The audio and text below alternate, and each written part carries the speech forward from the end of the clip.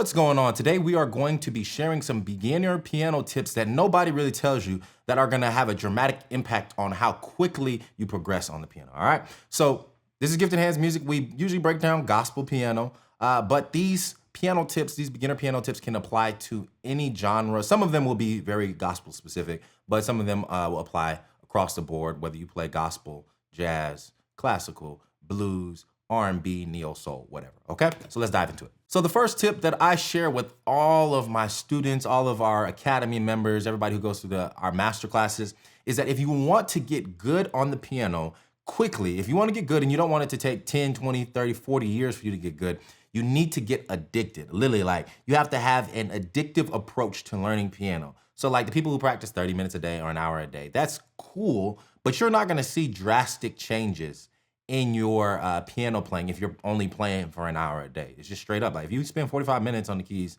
and most people don't practice every day anyway. So if you spend 45 minutes to an hour, 3 to 4 days a week, you're gonna look back, you're gonna have been playing for 5 years, and you're gonna be like, man, I don't feel like I've progressed much.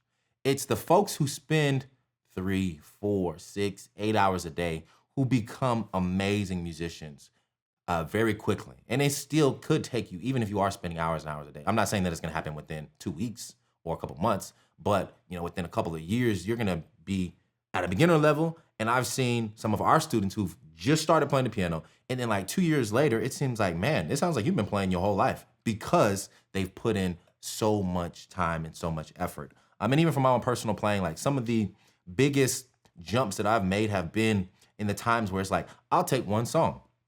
And I'm like, yo, normally it might take, I'll say on average, people 3 to 4 weeks to get good at a song, to get comfortable with playing a song. I've learned that I would prefer to just spend 2 days learning a song or 1 day learning a song. How do you do that? Even if it's like a super complex song, what you do is you spend 4 hours, you spend 6 hours in a row practicing that one song, playing that one song. And so think about it, if you spend 6 to 8 hours learning a song, you can learn it in 1 day, or you can learn it in 2 days, 4 hours a day. You spend 8 hours and you can learn a song versus you split it up and you spend an hour a day for 2 weeks, over 2 weeks. Then that's why it takes so long, is because you're breaking up the amount of time that it takes to learn something. Whereas you can condense the things that you learn into a span of like a day or 2 days or a few days when you spend more time doing the one thing, all right? So if you want to get good at the piano really fast, get addicted.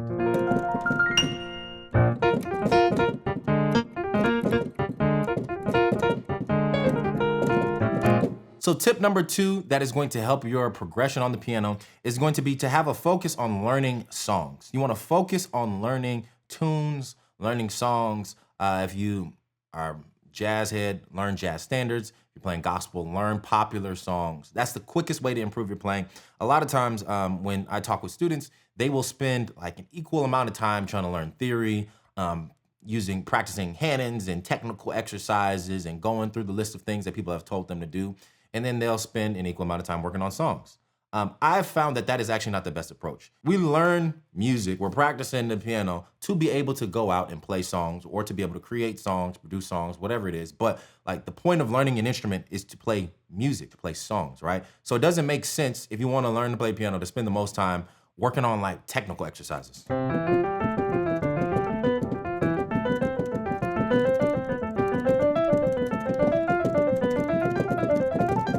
All that good stuff, right? Or even scales. Like just spending time working on scales. It's important that we do practice it, but the most time that you spend on your instrument, you want to spend learning songs, right?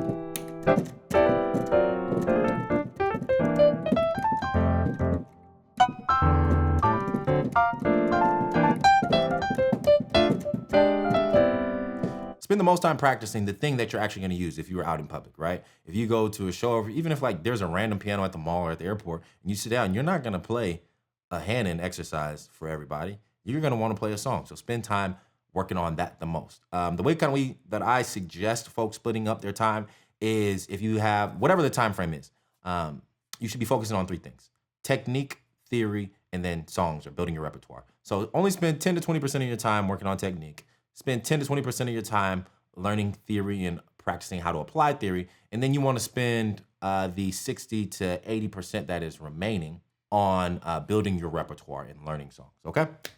All right, this next tip is for gospel musicians specifically. And this is going to be to learn hymns.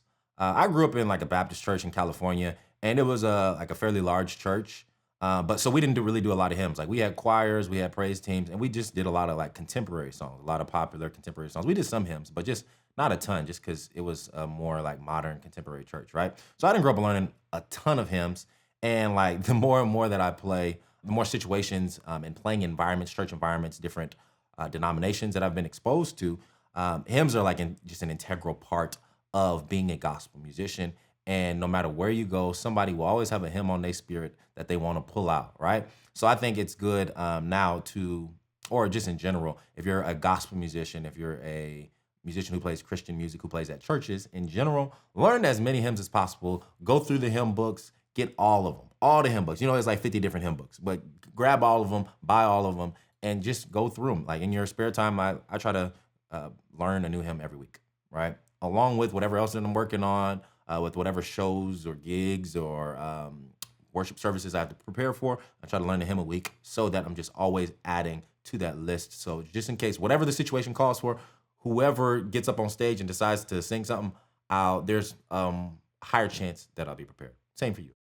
All right, so we're at tip number 4, and this next one is just going to be to expose yourself to the highest level of music possible, right? And so this doesn't matter what age you're at, what skill level you're at. You want to always be around musicians and be exposed to music that is essentially beyond your skill level, right? The only way that I think one of the best ways, I'm not gonna say the only way, but one of the best ways to progress as a musician is to be hearing and studying music and musicians that have a higher capability, a higher skill level than you do, right? And so you can do this whether you're going out and you're doing things live, like you're attending live events, or you can do this from the comfort of your own home, right?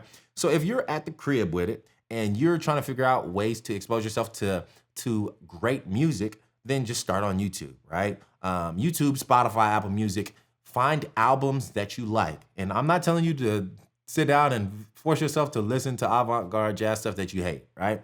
Find music that you like that you can't play, or that you sit down and you try to play and you're like, oh wow, I actually would have to spend some time learning this stuff. That's where you want to be, right? Jump on Spotify, jump on Apple Music, whatever streaming platform you use, and create playlists of albums of songs where it's like, man, I want to reach that level. Jump on YouTube and find your favorite musicians, your favorite pianists, your favorite drummers, your favorite guitar players, your favorite bass players, your favorite cello player, whatever instrument you play, right? Find live performances that they participated in. Find videos of tours that they've been on. Find whatever is online of them playing, save it, constantly listen and study it, right? And this also works if you're going to do something live in person, right? There's always concerts and tours going on. We're out of COVID, so that stuff has picked back up. You have jam sessions. Every city that I've lived in has some type of little hole-in-the-wall spot, bar, something that musicians will gather a couple times a week and they will just jam. A lot of musicians will have private jam sessions at their homes or at studios. Like, try to get plugged into your city, to your kind of to your surroundings and to your community of musicians, and figure out where they're doing those types of things. Another great place that you can be exposed to just high levels of music is at other churches. Maybe your church doesn't have a bunch of great musicians, but hey, maybe you need to take a couple Sundays off throughout the year. Not saying once a month, but even just a few times a year. Take off and go visit other churches. Go to some of the bigger churches that have some of the best musicians, and study what they're doing. Like, just listen and experience the service and how they approach the music and how they transition from song to song, what they do for their intros, what they do to back up the preacher. There's so much to learn by just going to a different church service and experiencing what they do. So you got church services, and then you also have just finding teachers. You can find teachers either who will teach you online through Zoom, or people that are local to you, someone that's in your community that, once again, is just better than you, is at a skill level that you want to achieve or attain, and learn from them, all right? This could also include like online masterclasses. There's so many different resources online. Gifted Hands Music, we offer plenty of masterclasses, but there's also other great companies as well that offer resources to help gospel musicians, jazz musicians, pop, R&B, neo-soul musicians get better at their craft. So don't be afraid to dive into those and have virtual instructors also. All right, the final tip that I have for you today that is going to help you improve on the piano, help you improve at your craft, is just going to be to invest in yourself. A lot of people are willing to spend money on the new keyboard or on the new software, right? Or the new Ableton Push controller, a Kai controller, whatever it might be, but they don't want to spend time and spend money investing in themselves, meaning paying for information or resources that are going to help them improve on their craft, right? And that could be when it comes to like music production, signing up for masterclasses or paying someone to sit down with you and figure out how to improve your production skills, or paying someone to sit down and help you learn songs or help you figure out a new approach, right? That might be able to introduce you to a new genre. Maybe you're a gospel musician. Maybe you need to sit down with somebody who plays jazz and figure out their approach. Or like maybe you need to sit down with somebody who can show you like how to play montunos. Or maybe you need to sit down with a classical musician and learn how they have built their technique to where they're able to play these different songs so fast and so clean, right? There's something to be learned from every genre. And so don't feel like you have to be cornholed into whatever genre that you play. Look outside of your own genre and figure out, all right, who can you get connected with, or what resources can you sign up for, what masterclasses, what lessons can you sign up for that are gonna be able to help you get to the level that you wanna be at. All right, so those are the tips that I have for you today. Hope you got something from this lesson. Drop a comment below if you have a specific recommendation, a song breakdown that you want to see, or a specific theory lesson that you want covered. I'm always down to hear what the people are saying and try to create content that fits your needs. All right, so I will see you in the very next lesson. Have a blessed day.